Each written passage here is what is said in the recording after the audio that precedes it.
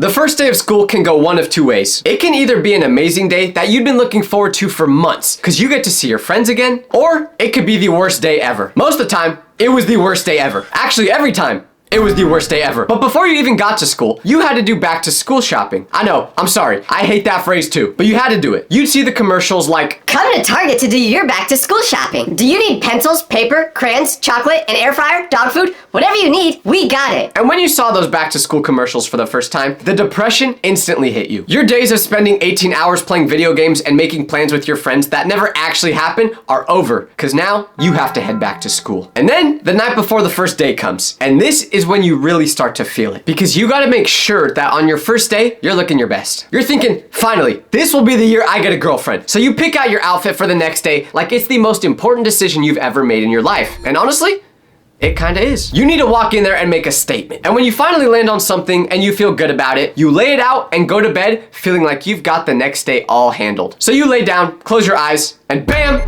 The alarm goes off. It's 6:45 a.m., which is 3 hours earlier than you had been waking up for the past 2.5 months. And before you even get up to start getting ready, you just stare at the wall. Not for any particular reason, but because you just don't want to accept the fact that you have to get up and go to school for the next 9 months. So you don't. No, instead, you go back to bed, because 5 more minutes of sleep won't hurt, right? But then your mom comes running in, flashbangs you by turning on your lights, and says, "Hey, get up." I don't know why I said that in a manly voice. My mom's not a guy, okay? But then your mom ends up being the reason you're still late because she takes forever to get ready. But finally, you leave your house and arrive to school. And this is where it really starts. When you get there, every single year, without fail, you see kids who show up on the first day wearing the most unfortunate outfits you have ever seen in your life. Like they genuinely woke up, looked in the mirror, and said, Yeah, this is it. and it's literally a 3D wolf hoodie or the Galaxy shirt that looks like it came from a different dimension. Or it's someone wearing full anime gear. Low-key, these are all the things I would have worn if I wasn't insecure. But this is where things start to get weird, because you start seeing people from previous school years, except they look completely different. Someone got taller, someone got a haircut, someone looks like they spent the whole summer in the gym. You never knew so much could change in just 3 months. Some kids show up and you genuinely do not recognize them. They walk past you and go, "Yo, what's up, Tyler?" and you're thinking, Do I know this kid? but then you look a little closer and realize, that's Kevin. Like, the same Kevin who just 3 months ago was 4'2" And had a voice higher than Mickey Mouse. Somehow he went through puberty overnight. I remember on the first day one year, there was this girl in my science class. I was thinking, oh my gosh, she's beautiful. She must have just transferred here. So for about the first 2 weeks of school, I was crushing over her. I didn't say anything because I didn't know how to approach her until our teacher in that class let us choose our own seats. So of course, I sat right next to her. We started talking and I thought we were really vibing. But then it got to the point where I asked, So obviously, you're new to this school. Did you transfer here, or what's your story? but then she gave me a really weird look and was like, What are you talking about? so I said, Well, I've never seen you before being in this class together, and I basically know everyone at the school, so didn't you transfer here? but then she told me what her full name was, which we're just gonna say was Jenna Smith for the video. So then I was like, Wait, Jenna Smith, as in the Jenna Smith I've gone to school with since kindergarten? and she said yeah. But I literally didn't even know it was her because she looked so different from the year before. I had no idea a person could change how they look so much in just 3 months. And I live in LA, where everyone's getting plastic surgery to look like a new person every day. Unfortunately, we never dated because, well, we knew each other since kindergarten and she never had feelings for me. And I certainly didn't change that much over the summer, so she wasn't interested in me. But sometimes these transformations are not improvements. Someone will show up to school on that first day looking like they gave up on life. Another person will show up thinking they should try out that M&M buzz cut, only to realize that now their head looks like an actual M&M. And when you're talking to them, you don't know whether to acknowledge it or just act like you didn't notice.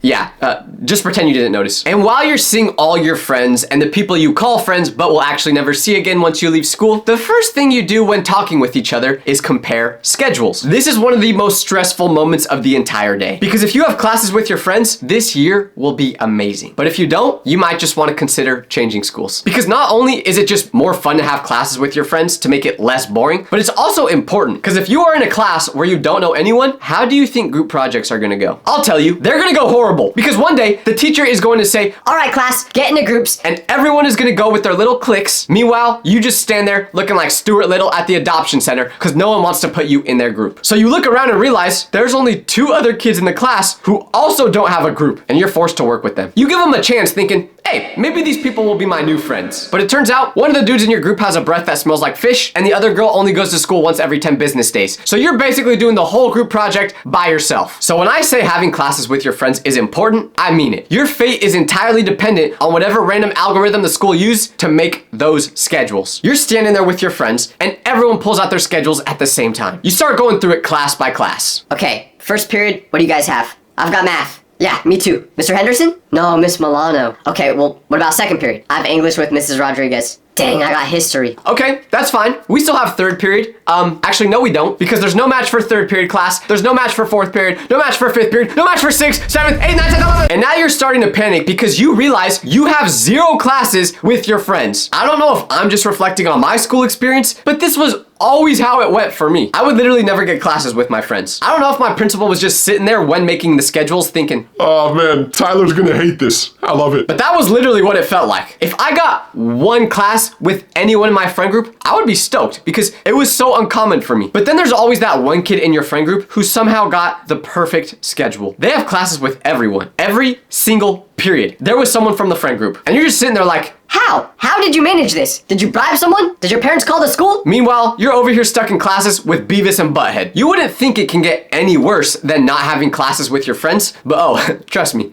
it can. Because at one of the schools I went to, we had staggered lunch periods, which meant you may not be going to lunch at the same time as all your other classmates. The time you were going to lunch was even more scary to look at than the class schedule, because if you have completely different lunch periods than your friend, your year was gonna be awful. There was really no way around it. And of course, one year, I didn't have my lunch period with a single one of my friends. Now, is that likely because I only had 2 friends? I prefer to not answer that. But now y'all can see why I just say eating lunch in the bathroom is the move. Because it's the first day and there's so much going on, you're already stressed. But that stress gets multiplied by 1,000 when the first bell rings, signaling that you gotta get to class. Because this is when you realize you have no idea where your classes are at. I don't know what room B67 is. Only rooms I know at this school are the bathroom, the cafeteria, and the room of the teacher I have a crush on. Mrs. Rodriguez, I'm still single if you're watching this and wanna give me a chance. Hit me up. Okay, sorry. I had to try, guys. But anyways, it doesn't matter if you went to this school last year. It doesn't matter if you've been here for 3 years. It's still impossible to find your classrooms on the first day. And now you only have 6 minutes to do it before you are late. And you can't be late on your first day. So now you're standing in the hallway, looking at your schedule, sweating, trying to find your first class. And you have an idea of where it might be, so you start walking in that direction. But this is where it all falls apart. Because on my first day of school one year, I went towards where I thought my class was gonna be. But when I got there, I found out it was a history class. That would not have been a problem if it weren't for the fact that I was supposed to be in science class. So I embarrassingly left the class after finding out I was in the wrong one, and I was trying to figure out where I went wrong. My paper clearly said I am in room 317B, and the room I was in said 317. But oh wait, what's that? Oh, the building I'm in is the D building, not the B building? Thanks a lot, dyslexia. And of course, the B building is on the very other side of school. So I'm sprinting to the other side as quickly as possible because the second bell already rang, meaning classes started and I'm late. Keep in mind, because this is the first day, students are picking their seats for the class. And picking your seat on the first day is quite possibly the most important thing you can do all year. If you pick a good seat next to someone you have a crush on, that could literally be the person you end up marrying. Will it actually be? Probably not, because you're just a dumb teenager that's never been in a relationship before. So it won't last. But also, what do I know? I've never been in one either. Cut the cameraman. Now that I think about it, there are probably a bunch of you out there who watch my videos that are like 5 or 10 years younger than me, yet you've still been in more relationships than me.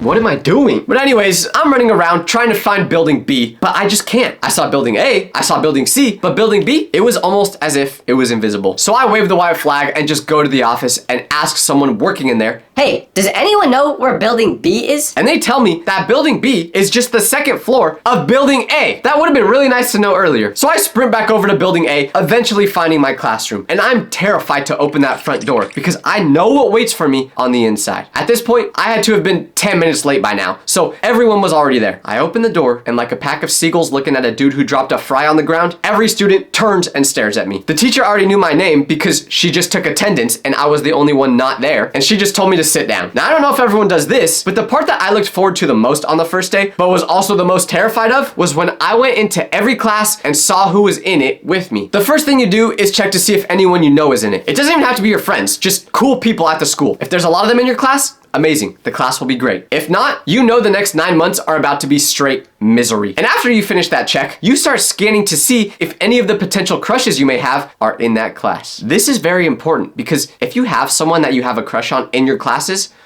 it's gonna be a great year. I mean, are you actually gonna talk to them? No shot. That's just way too scary. But you hope that they fall in love with you after feeling your mysterious aura radiate through the classroom. And when you finish these checks, you're thinking, okay, the worst part of the day is over. But that's wrong, because this is what happens next. Good morning, everyone. Welcome back. Who is excited to be here? Shut up.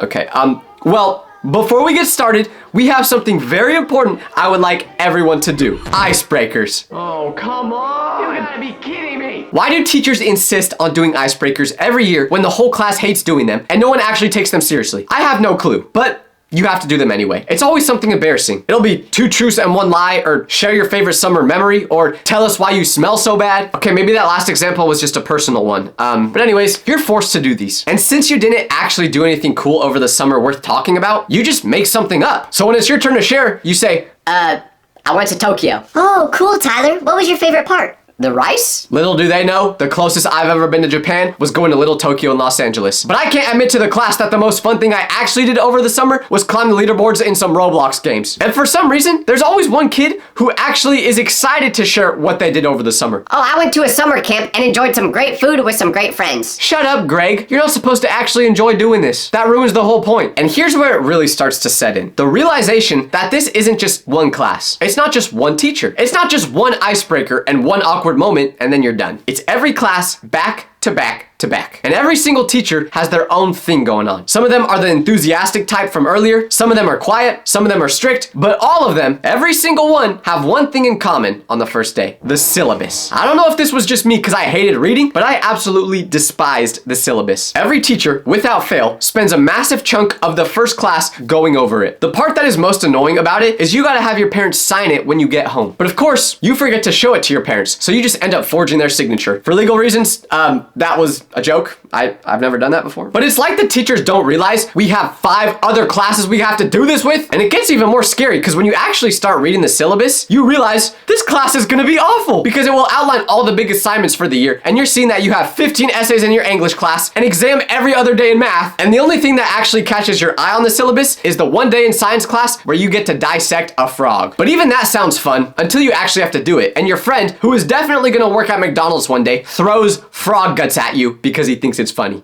No, that was just my class.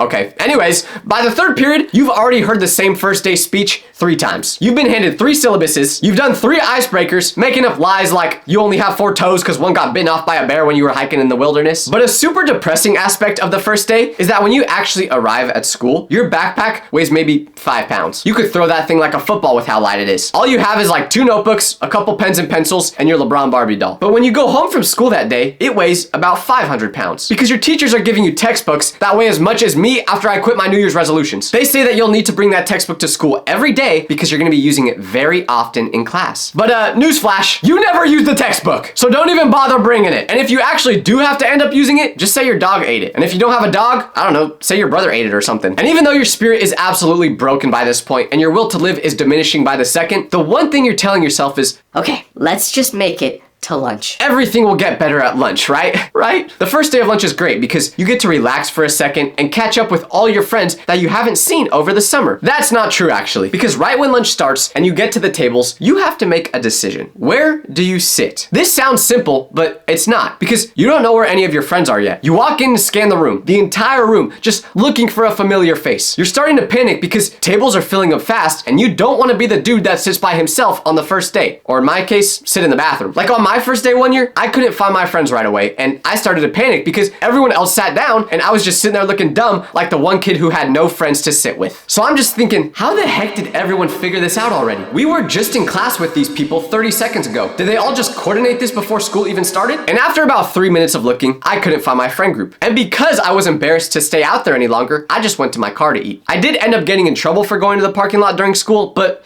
At least it saved me from embarrassment. But even if you do find your friend group, lunch on the first day is still bad. Because, okay, sure, you get to hang out with your friends, but you just went from having homemade meals, pasta, steak, filet mignon.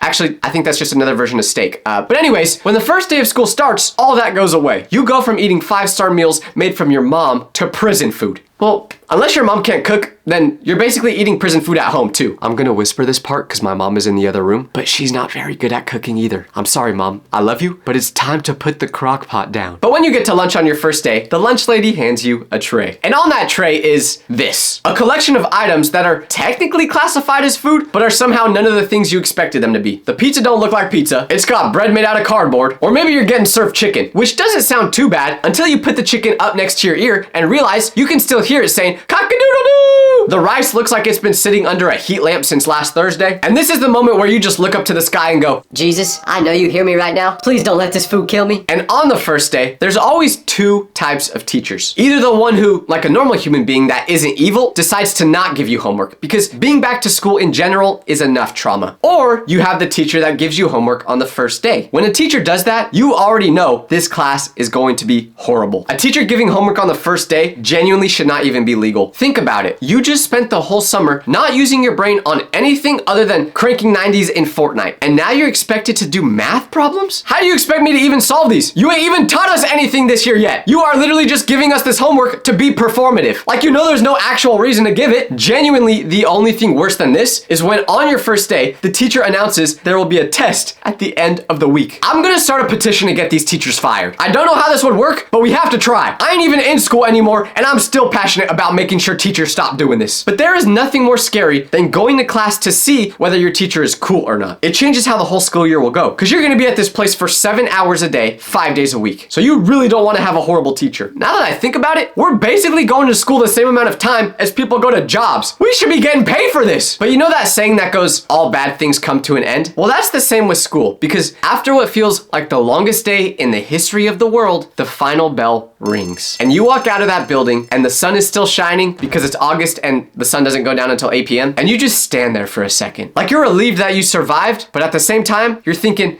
Wow, this is really my life now for the next 9 months. so your mom comes and picks you up, says, how was school? As if she doesn't already know the answer. Then you get home, drop your stuff off, and you just sit. You sit on the couch, or you sit on your bed, or you sit wherever, and you don't move. You don't turn on the TV, you don't pick up your phone, you just sit and try not to cry. But you can't sit for too long. No, because you have to do your homework. But I have an encouraging message for all of you out there that are going through this right now. Actually, no, I don't. I was trying to think of something, but I got nothing. You just gotta thug it out in school. I'm sorry.